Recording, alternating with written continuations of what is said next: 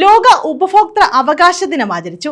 Kerala state consumer council Karunagappally taluk കമ്മിറ്റിയുടെ നേതൃത്വത്തിലായിരുന്നു ദിനാചരണം. ലോക ഉപഭോക്തൃ അവകാശ ദിനം ആചരിച്ചു. Kerala state consumer council taluk കമ്മിറ്റിയുടെ ആഭിമുഖ്യത്തിലാണ് ദിനാചരണം സംഘടിപ്പിച്ചത്. American president John F Kennedy അവതരിപ്പിച്ച ബില്ലിന്റെ സ്മരണാർത്ഥമാണ് മാർച്ച് 15 ലോക ഉപഭോക്തൃ അവകാശ ദിനമായി ആചരിക്കുന്നത്.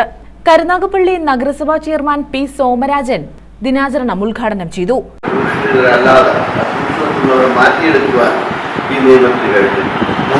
അത് തന്നെ ഈ ചൂഷണ വിധേയമായിരിക്കുന്ന നമ്മുടെ ഉപഭോക്താക്കൾ ഒട്ടേറെ ഒരു ആനുകൂല്യം നൽകുന്നു. അതായത് MRP എന്നടിച്ചു വരുന്ന ഒരു സാധനത്തിൽ ആ MRP തന്നെ വാങ്ങിക്കുന്ന കച്ചവടക്കാരാണ് നമുക്കുള്ളത്.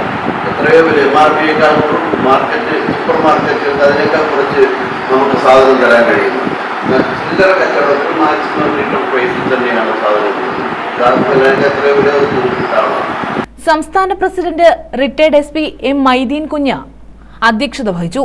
സംസ്ഥാന ജനറൽ സെക്രട്ടറി ഷാജഹാൻ പണിക്കത്ത് ഉപഭോക്തൃ സന്ദേശം നൽകി. താലൂക്ക് പ്രസിഡന്റ് മുനമ്പത്ത് ശിഹാബ്, ഭാരവാഹികളായ VK രാജേന്ദ്രൻ, ഹരികുമാർ, മുഹമ്മദ് പൈലി തുടങ്ങിയവർ പങ്കെടുത്തു. News bureau, Karunagappally.